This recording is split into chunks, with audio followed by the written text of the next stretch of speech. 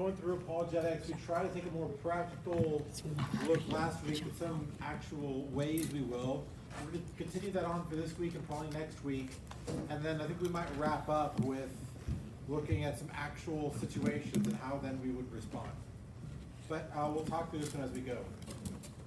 So, defending your faith, how to respond. There are several different tactics we'll talk through, but we're always trying to think of why do we believe what we believe? So we believe something, and why do we believe it?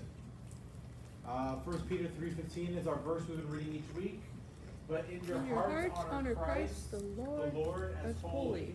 Always be prepared to make a defense to anyone who asks you for a reason for the hope that is in you. Yet, do it with gentleness and respect. So that is where we get the word apologetics from this verse, and to make a defense. Okay, do I know what I believe? Do I know why I believe it? And how do I communicate that to others? Okay, how should we respond to objections? Here is the Colossians verse. I think we walk in wisdom towards outsiders, making the best use of your time. Let just always be gracious, seasoned with salt, that you may know how you ought to answer each person.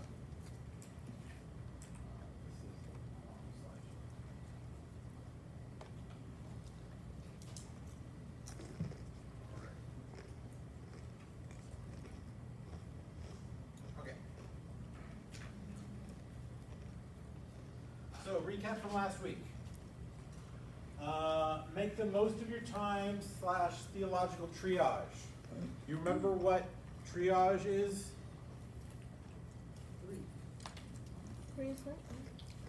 Sorry, what? Priorities. Yes, prioritizing the most important first. Same thing when it comes to theological discussions.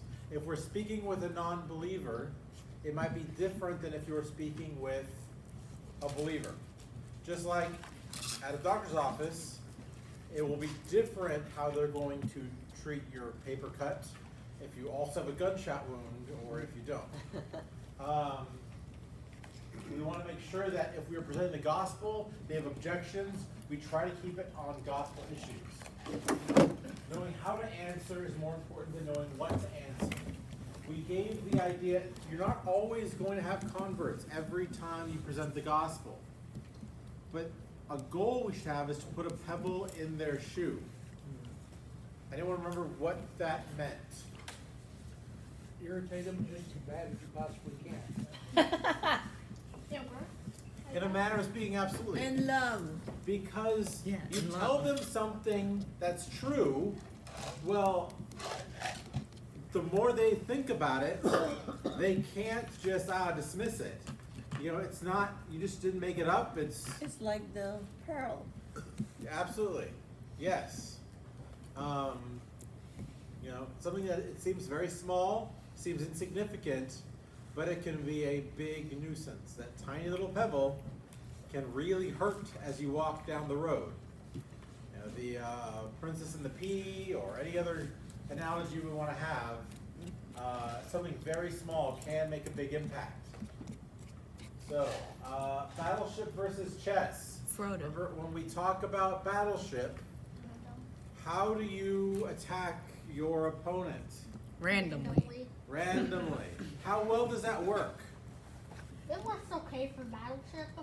It works okay, but do you usually get a hit your very first turn? No. No. You are more likely to get the vast open sea than you are to hit one of those ships. You randomly, and eventually you hope your random guesses are better than their random guesses. Chess, on the other hand, has a strategy. It has a game plan, and as things evolve, you have to adapt your game plan. And so, again, apologetics is not a game, but we don't want to randomly just respond. We'd like to have a plan in place. So the first thing I recommended last week was to gather information. What do you mean by that? How do you come to that conclusion? A lot of times people will just make a blanket statement. Instead of automatically trying to say, oh, I'm sorry, you're wrong because of blank, let them flesh it out some first. We'll give some examples of that today. Reword their position. Rewording their position can, one, help show that you understood it, but also, if you reword it in a certain way and not use their exact language, it can show some of the error in their statement. And the last thing is refutation versus rebuttals. Those are hard to remember. We're going to keep talking about them the next couple weeks. A refutation aims to prove the person's conclusion is false. Someone makes a statement. You say, I'm sorry, you're wrong because of blank. A rebuttal, on the other hand, shows that the person hasn't proven their conclusion is true. So, just like we talked about, the wearing brown shoes, so therefore it's going to rain. I can either try to prove to them it's not going to rain and here's why. Or I can try to say, your wearing brown shoes does not affect the weather. It's one or the other. Okay. So, there's a term I'm going to be using called the minimalist approach to apologetics. A mistake many people make in apologetics is to assume they must have an answer for every topic or every objection. With time, you'll have responses to some of the most common objections, but you'll never have a prepared answer for every objection. A different tactic would be the minimalist approach to apologetics. This approach seeks to reduce the effort required, yet maximizes the impact.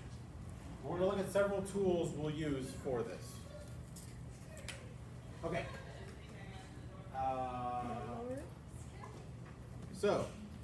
Okay. Tool number one is to use questions. Sometimes you ask someone a question, they may answer with another question. And sometimes they do it for different reasons.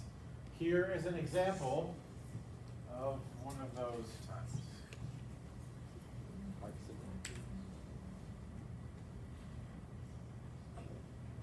When it comes to government hearings, the only type of witness I enjoy being is a hostile one. That's why I intend to answer every one of their questions with a question. Were you aware that all of the entertainment and food was provided by representatives? Would I have stayed if I knew that? Here. Oh, no, would you have? Would you have? No, I wouldn't. Did you hear Leslie make any promises? What constitutes a promise? A quid pro quo? Oh, do you know Latin? Okay. Thank you, Ron. Are we done? Okay. Was that helpful? No. He Where do I answered see every- attitude in that? He answered every question with a question. Was that helpful? No. To who? Well, Helpful to him, how? because he didn't have to answer the question. He didn't answer the question. That's what he's trying to get around. Answering the question. He didn't want to. But to the situation, to the questioning they were doing, was that helpful? It didn't help the question. It didn't help the question, no. And so there are sometimes people will answer question with a question for different reasons. Okay?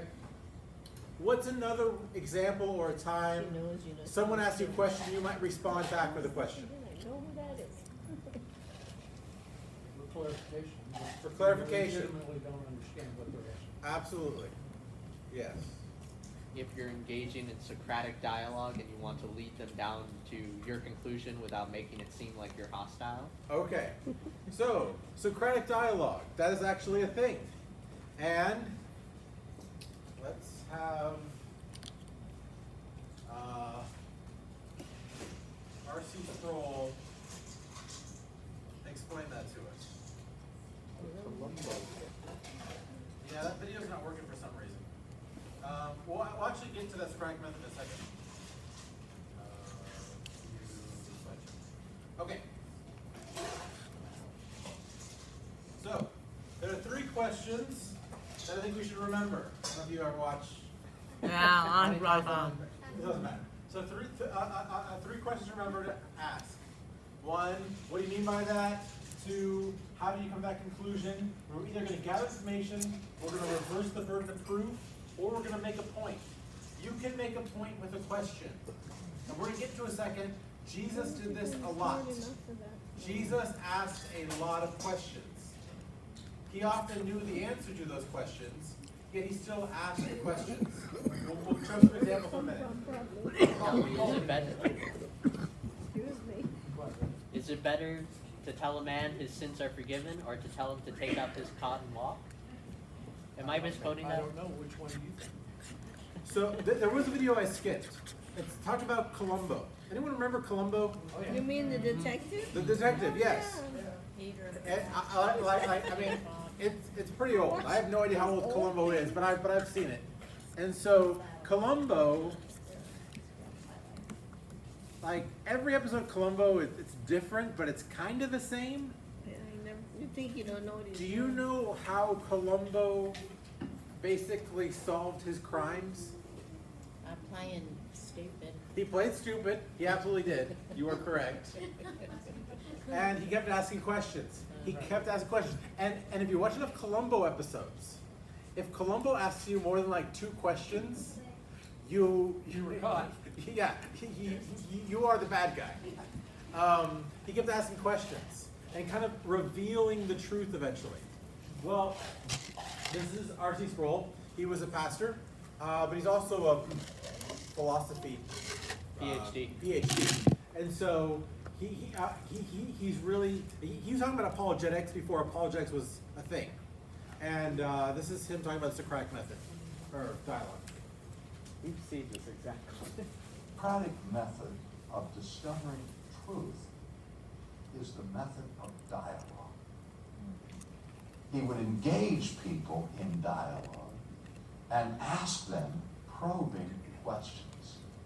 And as the person would respond, Socrates would help them move along in their own self-examination by asking more questions and deeper questions. In other words, he didn't just stand in the middle of the town square and preach and deliver lectures. He was more like Lieutenant Columbo. He'd say, do you mind if I ask you a personal question? And he would then engage people in dialogue. And you see the value of that method of teaching when you see the vast corpus of writings that his most famous pupil wrote, Plato.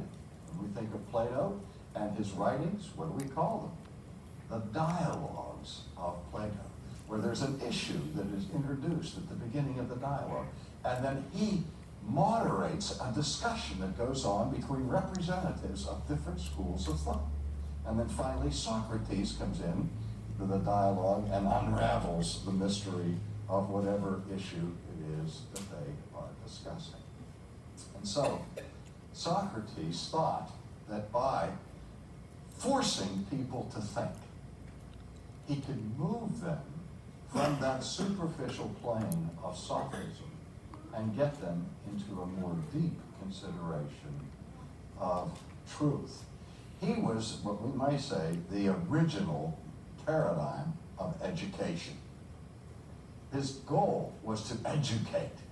And that word educate means literally to lead out of, il duce, the leader, remember? And ed, or the E at the beginning, means from or out of, e duce. Educate. To lead out of. To lead out of what? Ignorance. To lead out of ignorance.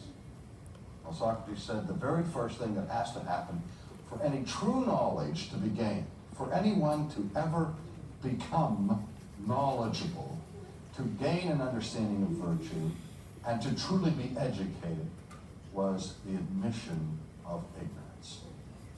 And that's one of the hardest things for any of us to admit, that we are ignorant about anything. But Socrates said once the person admits that he or she is ignorant, now the possibility is open to lead them to a deeper understanding of truth. Now again, his principal concern was come to an understanding of virtue. Virtue being the good or the right. And he believed this not only in an abstract way, but in a very concrete way. He believed that how we act, how we behave, is in the first analysis a matter of proper knowledge. He didn't embrace a biblical concept of original sin as we would, but what he was saying is that part of the problem that we have with our behavior is that we don't know what right behavior is. Before we can possibly act in a good way, we have to first understand what a good form of behavior is. And so he focused his attention on helping people understand virtue. What is honesty? What is industry? What is justice? And he would push them beyond the idea of vested interest or self-interest to come to the deeper understanding of these concepts by which human life, human virtue, and the virtue of a society stand or fall. Okay, so there are people like the example we gave earlier of Ron Swanson on Parks and Rec, just using questions to avoid the question. There is that does, but we can use questions for other things too. We can use questions to educate. Questions, we can use questions to make a point. Jesus is our prime example of this in Scripture. In Scripture, Jesus was asked 183 questions. I don't know when they counted this, if they counted like the same question more than once, if it was in different Gospels, but this is what we have from Scripture. He was asked 183 questions, but he asked 307 questions. Take everything that every conversation Jesus had, this is how many he was asked and how many he asked then. He asked a lot more questions than he was asked. When asked a question, Jesus would often ask another question rather than give an answer. This was a brilliant response, and he used these questions to reveal the hearts of those asking. We're going to give several examples here of Jesus doing this.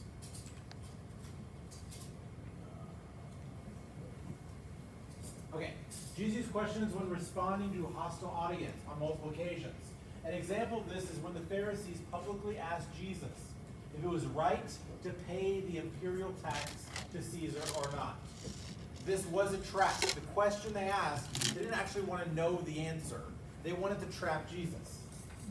If he said no, he may have been arrested and executed for treason against the government. If he said yes, he would have been accused of bowing the knee to Caesar, losing credibility as the Messiah. So they asked him this question knowing if he said yes or if he said no, it was going to be bad for him. They tried to trap him. Instead of a simple yes or no, Jesus used a question to make a point. Who's in Scripture is on that point? Okay, and they sent Mark 12, and they sent him some of the Pharisees and some of the Herodians to trap him in his talk. And they came and said to him, "Teacher, we know that you are true and do not care about anyone's opinion, for you are not swayed by appearances, but truly teach the way of God. Is it lawful to pay taxes to Caesar or not? Should we pay them or should we not?" But knowing their hypocrisy, he said to them, "Why put me to the test? Bring me a denarius and let me look at it." And they brought one, and he said to them, "Whose likeness and inscription is this?" They said to him, "Caesar's." Jesus said to them, "Render to Caesar the things that are Caesar's, and to God the things that are God's." And they marveled at him. Okay, so some of the questions Jesus asked. First off, they're asking, they're not asking like behind closed doors. They're asking out in the public. People are gathering around, people will see what's happening, the government will know, it's very clear. And they start off by saying very nice things about Jesus. Acknowledging that he is. Yes, they gave him very nice compliments. We know that you are true. You do not care about anyone's opinion. You're not swayed by appearances. And so teach us the way of God. But Scripture tells us it was a trap. So, Jesus asked them some questions. First, why put me to the test? He doesn't wait for an answer to this, but his question, what does his question show? That they were putting him to the test. That he knew. Right. That he knew this was a trap. He knew this was a trap. He's going to answer anyway. But he's telling them from the very beginning, he knows this is a trap. Stand by, you're not gonna catch me this time. Then he asks, whose likeness and inscription is this?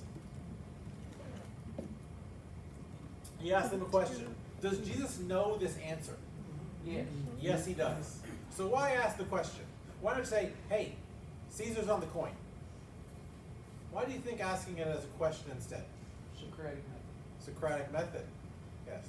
I would like to call it the Jesus method more than yes. But yes, it is that method. It is the fact of the person that he's talking to is answering the questions.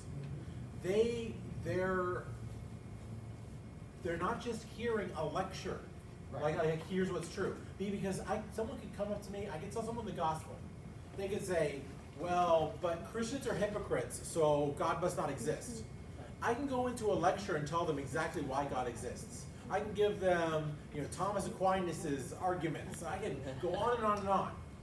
But instead, if I ask them some questions, let them get to this point.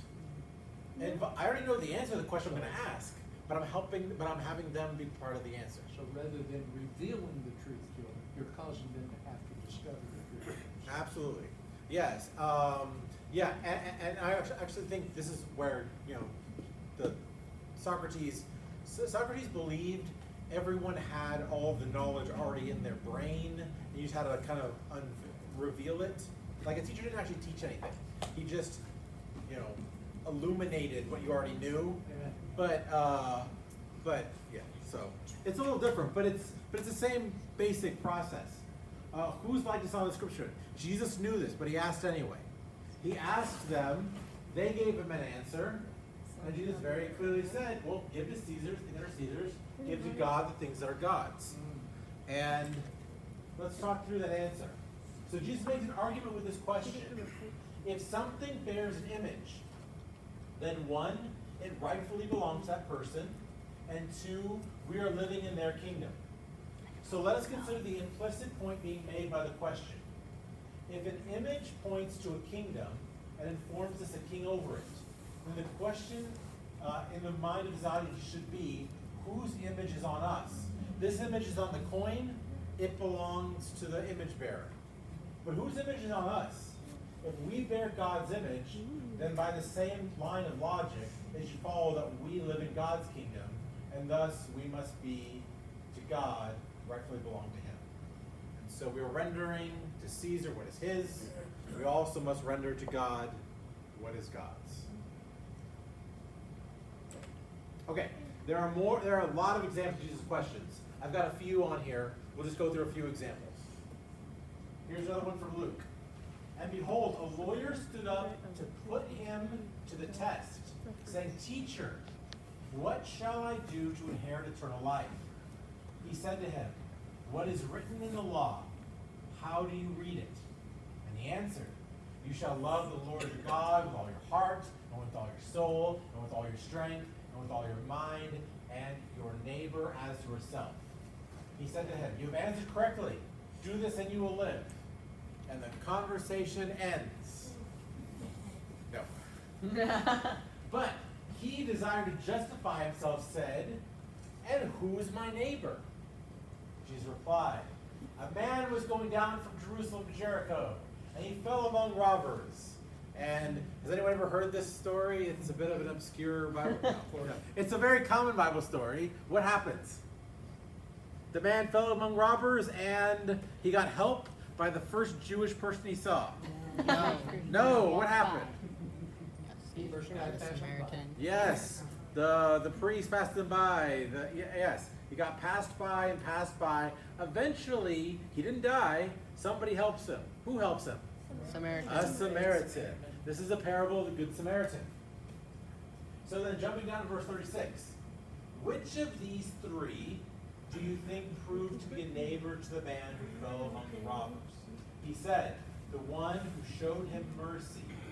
And Jesus said to him, you go and do likewise. So, here's an example of Jesus, again, asking questions. Someone asks Jesus a question. He could go straight into a lecture. But he asks questions, and then he goes into an answer from there. And even after his answer, he then asks another question to see if the person comprehends. So, first question Jesus asked, what is written in the law and how do you read it? So, because the first thing they asked was, what shall I do to inherit eternal life? Can we just give an answer to that question? Yes. Absolutely, we could just give an answer to that question. So why do you think Jesus would ask this question, just giving them a straight answer? Why ask, what is written in the law and how do you read it? Well, because this guy's in line to trap him, just like the other guys were. That's true. So put him into the test. That is true. I think part of it was to find a point of common ground because it's pointed out that he's a lawyer. He knows the law.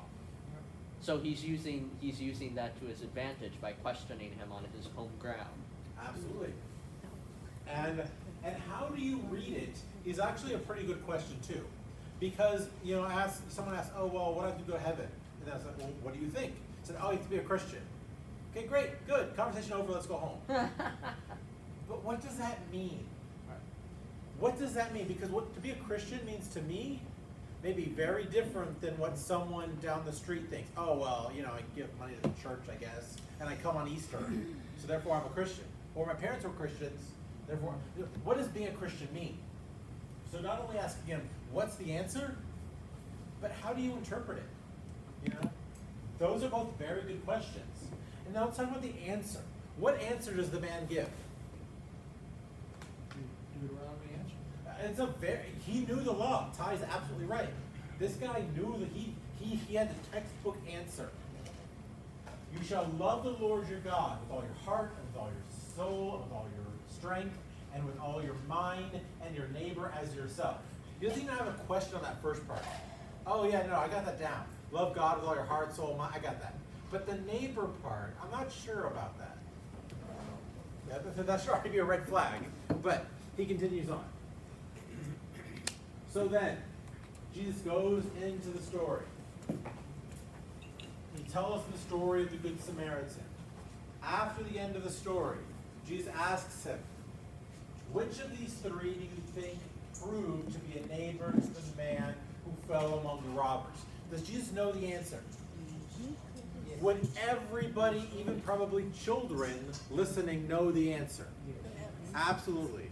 So why ask? To get him to admit it. Yes, because he doesn't want to admit it. What does he want the answer to be? Who's my neighbor? Other Jews. Yeah, other Jews. People I already get along with. My friends, fine. I will treat my friends and those close to me, I will love them as myself. But Jesus takes their basically sworn enemy. He gets that man to say, the Samaritan is my neighbor. So, Jesus could have just said, hey, even Samaritans are your neighbor. And then the guy's like, that guy's crazy. I'll go on. Jesus himself just gets that man himself to say, you know what? Samaritans are my neighbor. It's a very different situation. Being told something versus having it to where you are the one who says it. You are taught and that you are able, so if you were just told something, you may agree with the person telling you or not. If they get you to admit something, that is a different level of understanding. Well, and that reminds me of the Samaritan woman where he asked her, what will the master give food to the dogs? Yes. And the woman answers him that even the dogs get the crumbs off the table. Yes. we just talked about that one. We just talked about that one. We talked about the feminist week, and yes, it happens in almost every one of Jesus' conversations. He will, when someone tries to put him to the test, he ends up responding with questions. I think we have another example here. Okay, in Mark 3, he entered the synagogue, and a man was there with a withered hand. And they watched Jesus to see whether he would heal him on the Sabbath. Who's the they in verse 2? Yes. So, they might accuse him. They're not watching to see if he's going to heal the man. They're watching him if they can then use it against him. Verse 3. He said to the man with the withered hand, "Come here." And he said to them, "Is it lawful on the Sabbath to do good or to do harm, to save life or to kill?" But they were silent. And he looked around at them with anger, grieved at the hardness of their heart, and he said to the man, "Stretch out your hand." He stretched it out, and his own hand was restored. The Pharisees went out and immediately held counsel with the Herodians against him, how to destroy him. This is Mark 3. This is early in the book of Mark. So, he preemptively asked the question. Now, you and I are not always in the same situation. I don't know what someone else is thinking, so I can't always preemptively ask a question to combat it, but eventually the truth comes out. Eventually they will say something, eventually you will know their point of view. And instead of just saying, Jesus could have turned this into a statement, couldn't he have? Instead of asking a question, is it lawful on the Sabbath to do good or do harm, to save life or to kill? Couldn't you have just said, on the Sabbath it's lawful to do blank? He could have made a statement, right? But he asked a question instead. Why ask a question?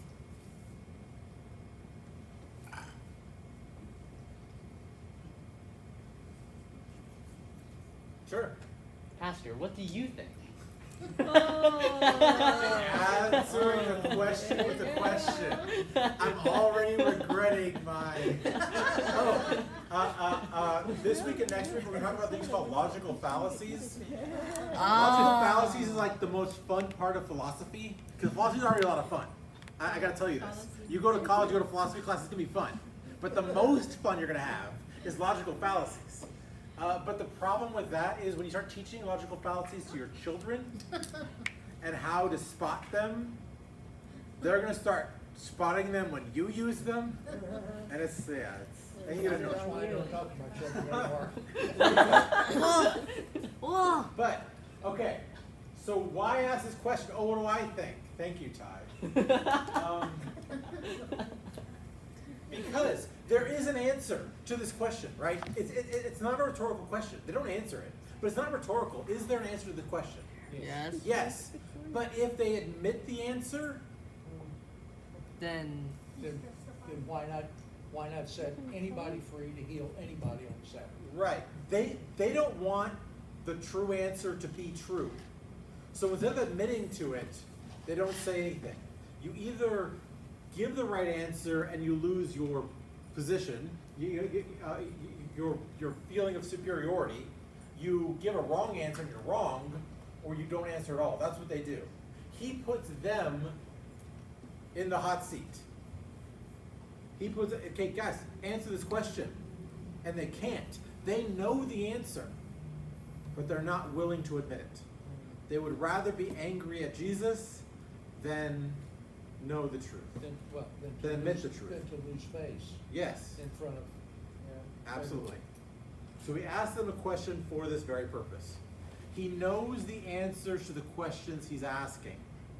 But again and again and again he asks questions. So which one of these men was a neighbor to the man who fell among the robbers? Who was a Samaritan? Jesus knew that. Everyone knew it at that point. But Jesus is asking these questions to get them to admit to it. Okay, Mark 11. And they came again to Jerusalem, and he was walking in the temple. The chief priests and the scribes and the elders came to him, and they said to him, "By what authority are you doing these things? Or who gave you this authority to do them?" Jesus said to them, "I will ask you one question, answer me, and I will tell you by what authority I do these things. Was the baptism of John from heaven or from man? Answer me."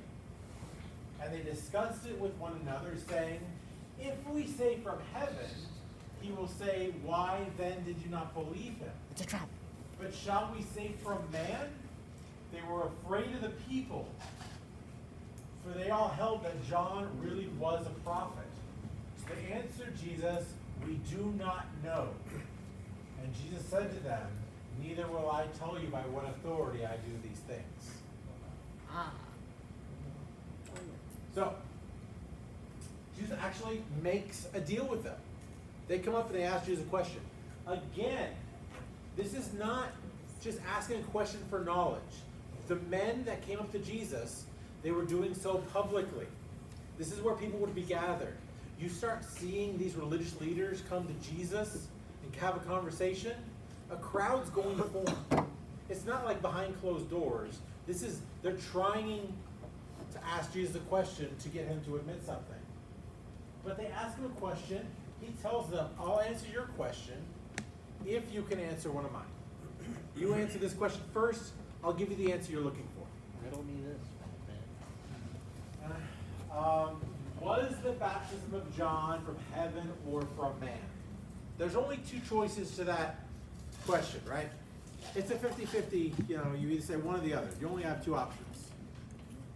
There are three answers to that, though. Is it hard to figure out the answer? Do you think they Well, knew the answer? Not for us in hindsight, but there could have been some of those folks could have been legitimately answered that they don't know. Okay. I don't disagree with you, but I think they would have had an answer. At least me personally, I would know what I believe, right? But yet they don't answer. Is the reason they don't answer because they don't know? No. The reason they don't answer is because they feel like they're going to lose no matter what they answer. Right. If they say from heaven, well then what does that mean? If John's baptism, if the baptism of John was from heaven, what does that mean?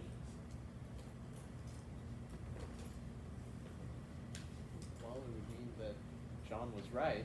Yes. It would mean that Jesus is in fact a prophet, which they wouldn't want to admit to.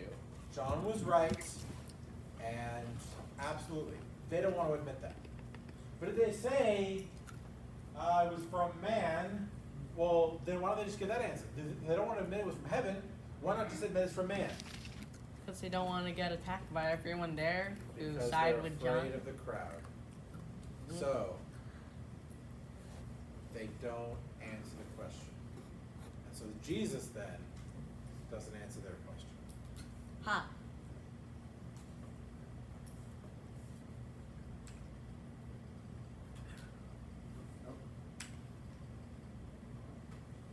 Okay.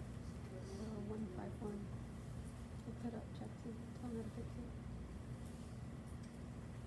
Okay. Questions can matter. This video is basically, there's only one question. We talked about the abortion debate. You remember the last time we had this talk? We talked about there was an evangelist and a student that had a conversation. And the student said, "I kind of agree that abortion is bad and we shouldn't necessarily, but if we make abortion illegal, then that means women will get injured in illegal abortions." And so then the apologist says, "Okay, let me just understand your point of view. So if we don't make it legal for a woman to kill their innocent unborn child, women may get injured trying to kill their innocent unborn child." And the guy's like, "Oh yeah, I guess you make a good point." Well, he didn't make a point at all. He just restated the guy's position. Well, here he makes an argument that that he goes through some of the most popular objections to making abortion illegal that the people will use. Such as, the woman has already has a hard enough time discussing this with a doctor, no one should second guess that. He goes through on and on and on what people's lists are. But then he said there's really only one question that really matters in this whole debate. He said, imagine you're a parent and you're at your workstation. You're at your computer, your desk, something at home, right? And you're working, and then your son comes up behind you and says, Dad, can I kill this? Well, how you respond depends on something, right? So if your son's behind you, it depends on what is the question you need to ask. What is it you're gonna kill? What is it? Is it a spider? Absolutely. Is it your sister's kitten? Absolutely. No. Oh, my bad. I'm sorry. No. It just came out. So, what is it? What's in the heart, remember? What's in the heart? What is it Comes out. matters. It's just a clump of cells. Right. So, and then from then on, that is where you go. A question can very much change debate because he's imagining, let's just say someone came up to you with 20 reasons why abortion should be legal. Okay, fine. But the question is, what is it? Because actually, if it is just that clump of cells, what do you need the 20 arguments for anyway? You don't need the 20 arguments. If it's a nothing, but if it's human life, which is actually going to, the whole reason they want the abortion is so it doesn't actually become a born child, it is an unborn child. What is it matters. And so he goes on, that one question is really all that matters in that debate. Asking that question can then trump the 20 arguments or whatever they may have. They may have, oh, well, poverty is such and such, and we're overpopulated, and they'll go on and on, argument after argument after argument. But what is it? If it is that clump of cells, there's no reason for any of your arguments. If it's not just a clump of cells, but it's a child, then no amount of arguments are going to prove your case. What is it? One question can completely turn around even their 20 arguments on the other side.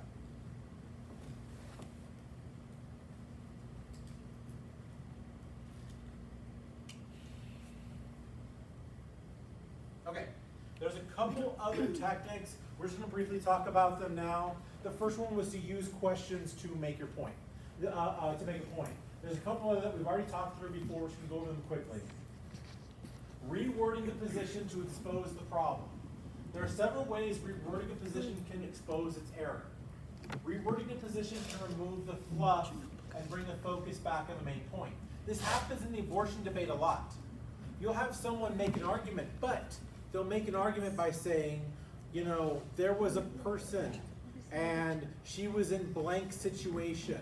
And because of this one anecdotal situation, therefore, abortion should be legal, right? And then you restate their premise to them. You kind of take off the extra things and just understand what they're saying. They're saying, because blank justification, therefore blank conclusion. Understand what they're arguing without necessarily the fluff. 2, rewording the principle of the position can allow you to apply the same logic to a different situation. We talked about that last week. Remember that there are people who sometimes get injured breaking into other people's houses. It happens. You read enough internet news, and you'll see stories like, oh, so-and-so sued homeowner because he fell on a knife when he broke into their kitchen. And it's these crazy stories. The internet loves those. And these happen. And so, therefore, if we should make abortions illegal to protect the mothers who might get illegal abortions, we should then make burglary legal to prevent people from getting injured trying to break in to burglarize. And then, of course, the answer is that, well, no, we shouldn't make burglary illegal. when you take the same principle and you reword it into a different situation, it might expose the absurdity of it. But it's my body. But it's my body. But my body. again, My choice. yeah, Yeah, but it it's is- my house. it is such a strange thing that there are so many pro-abortion arguments. Because, you know, that video that I can show you is absolutely right. Either it is a person and your argument's invalid, or it's not a person, there's no reason for you to make an argument. It is so strange there are so many arguments. It's almost as if they're admitting it's a person, but still. You'd I almost think that Satan had something to do with that. I almost think so. And number 3, another reason for rewording a position. Rewording a position can ensure we have not misunderstood or mischaracterized the other person's position. Right. You'll sometimes use the same words, but mean different things. If you can say it again to them, you know, like when we homeschool a child, it is very much so, can you repeat back to me what I told you?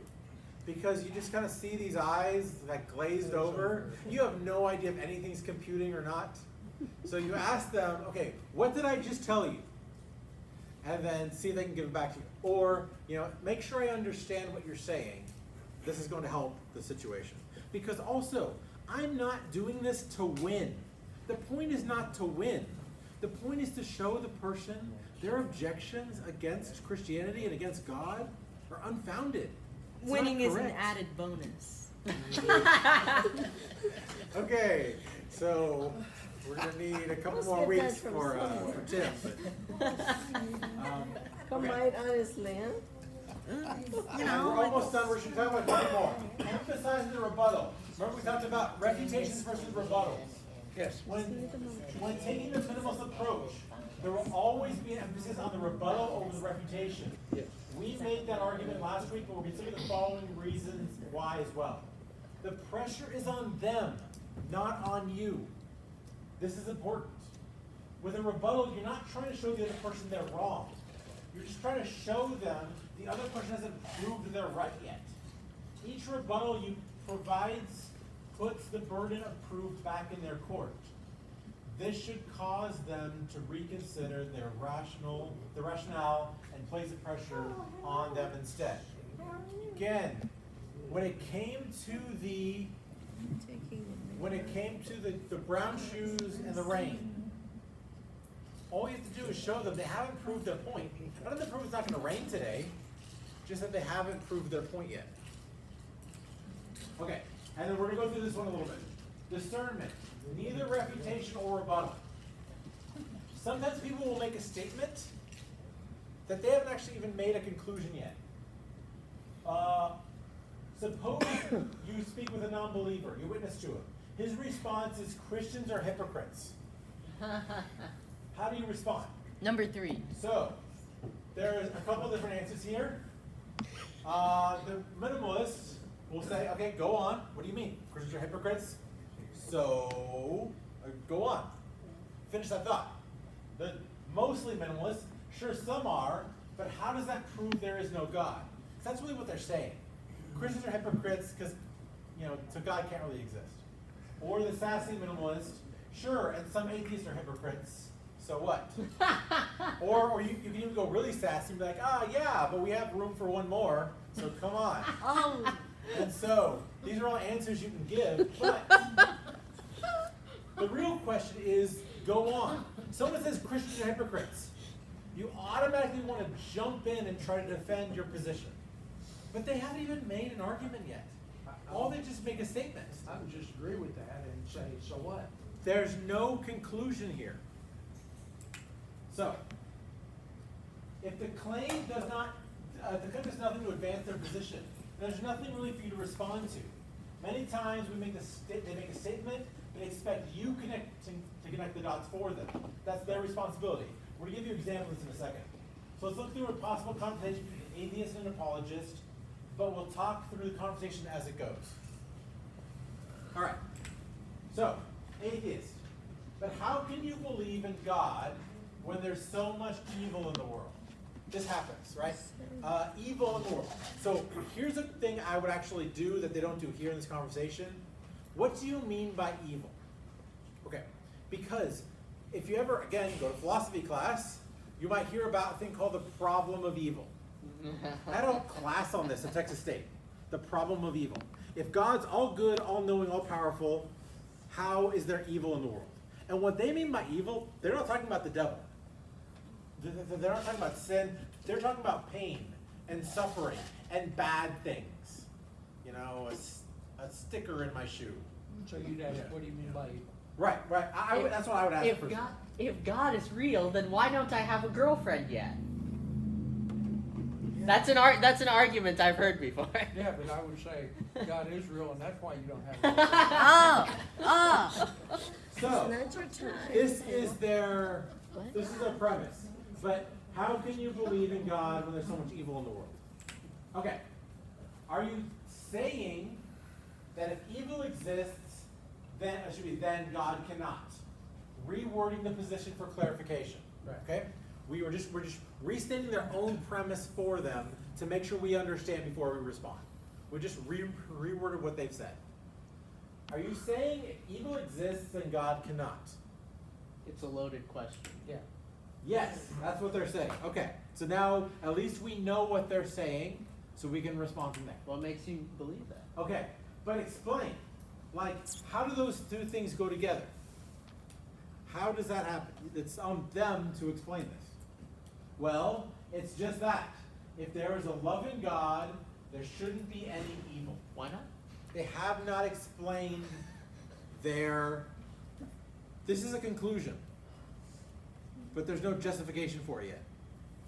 Remember, when we're doing a refutation or rebuttal, we have to know what the conclusion is and what the justification is.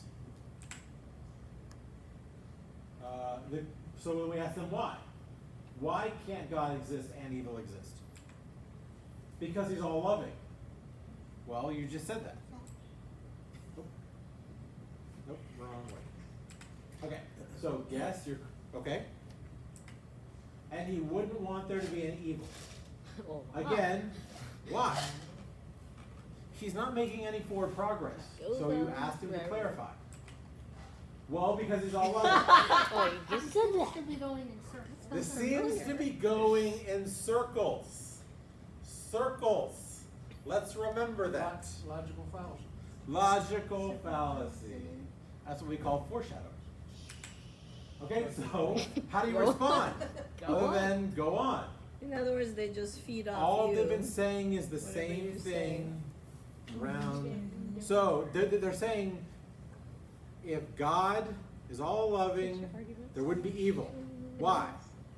Because if God is all loving, there wouldn't be evil. They're using the same justification to prove their premise, which is circular reasoning. So, as them to continue on, what happens? Awkward silence. The best kind of. Now, the apologist takes the reins. I'm still not sure I get it, but you seem to be implying that if God exists, then there would be no evil in the world. Is that correct? And they're going to agree. Yes, exactly. I see. Well, let me ask you this. Can I take my kids to the doctor, which may include painful shots, and still be considered a loving father? No. Is that possible? Again, with a rebuttal, you don't prove they're wrong. You just prove they haven't made a case yet, that the premise is wrong. Is this possible? I think almost every parent does something that their kid is like, how could a parent do this to me? You know, like, how could a parent let me get a shot? How could a parent spank me? How could a parent take away my Nintendo? Oh, especially the last one. Yes. Wow. Boy, Wow. I found one the other day that I put up from way back. I just found it. Yes, I hid it happens. from my kid. With our Years move, ago. I'm sure we'll find Can I plenty have of it? things Sure. that we put Yeah. away from Can I here. have it? Okay, so this is a very reasonable question, I right? just found it the other day. And also, look, did he just tell them? Did he tell them, hey, I'm a loving father, but yet I cause pain to my children sometimes? Does he make a statement? No. What does he do instead? Ask a question. Ask a question. It's as good as making a statement, but why ask a question instead? The same reason Jesus asked the Pharisees the question. very good. Because the person then needs to respond. It's not, I'm not just lecturing at them, I'm putting them in the, okay, so answer this question for me. Well, sure, but only because you're doing it for the greater good. Precisely. But if I could allow suffering in my children's lives and still be a loving father, then couldn't the same principle apply to God?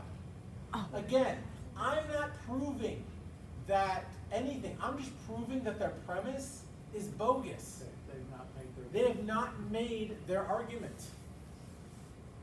It's very possible for God to be loving and for pain to exist in the world. Just as it's very possible for me to be a loving father and me be super mean because I make my son get a shot. You know, it's very possible that both exist. So this is good. All right, and then number 5, we're actually going to go through more next week.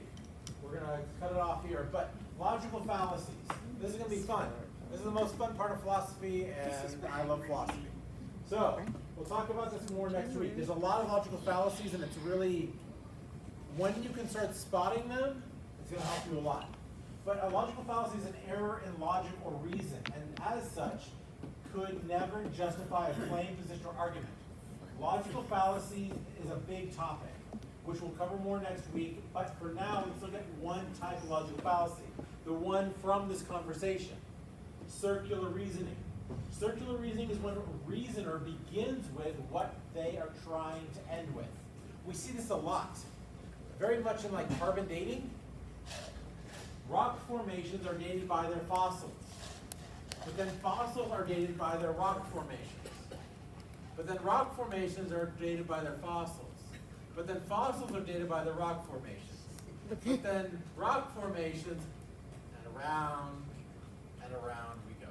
Well, it's really long, so it must be compelling, right? Where does it end? Right. Nobody knows. We had the same thing in that guy's arguments. He was trying to say, well, God wouldn't allow evil. Why? Because God wouldn't allow evil. He tried to argue his premise, argue his conclusion with his justification as his conclusion. So you could have started, rather than asking what evil is, you could have also asked what is loving, That's true. right? You go either direction. And in the end, he pretty much did, right? Like he showed him that loving could be something other than he probably had in mind, and that's what he did in the end by asking the question. But yes, I would personally ask about the evil because what we talk about as evil is different in different situations. But this is where we are. So next week we're talking about some logical fallacies. There's other ones, false dichotomies. You're actually going to see logical fallacies in the Bible. Not that the Bible is a logical fallacy, but that like these Pharisees and people talking to Jesus, a lot of them are committing logical fallacies. So there are logical fallacies in the Bible we can learn from and see how they're error. And I think once we get there, this is the last of the major topics. We're going to start then seeing how to use these different things we talked about. You know, how to reword what they're saying, how to ask questions, how to do these other things as well in real world situations. Someone has this objection for you. Well, how do we start? How do we start responding? You know, it could be a topic. I haven't studied, you know, someone tries to explain, okay, how could Noah's Ark exist? Because, I mean, you know, if Noah's Ark exists, then there should be kangaroos everywhere. How come kangaroos are only in Australia? Or, you know, people have all these different arguments, and they will try to explain, oh, the world can't be blank number of years old because of blank. And there are ways that we can talk through certain things without already knowing a pre-scripted answer.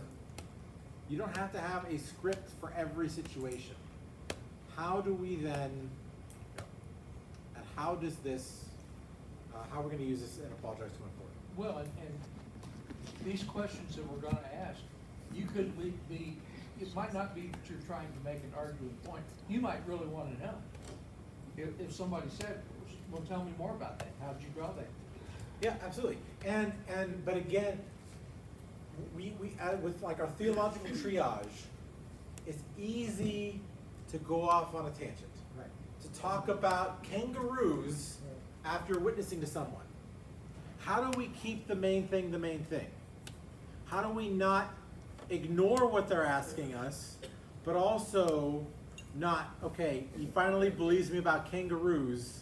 I've won the arguments, I win, but now that guy goes to hell still. So, Oh, well, so I don't win. That's not Well- the point of this exercise. Well, Pastor Alex, didn't you say that you're just supposed to plant the seed and then the Holy Spirit does the rest? Absolutely. But So when I if you- have this conversation, I'm going to do my best with theological triage not to treat the, what is it, funny looking mole, but to treat the gunshot wound. Okay? So that's the primary. And we're talking through that too. How do we get the conversation back? So we've talked about a lot of things. Now, how does the normal everyday Christian apply any of this? We're going to go through one more week of talking through our logical fallacies, examples of that in Scripture, and then we're going to start asking real questions. You don't have to be good at this. You're not required to be good at this. You're required to give a defense. But when you do, let's try to do so in a way that is more like chess than battleship. That's really all we're trying to do. It's not about winning. It's about being faithful to what we've been called to do as Winning a believers. soul. Just like in Colossians, it told us to make the best use of our time and to know how to answer. Okay, you have any prayer requests? I know Pat and Charles absolutely want to pray for them. Charles, what was it? Was it his Liver? kidney? Kidney. Kidney. Oh, yeah, absolutely. We'll pray for Charles. Please.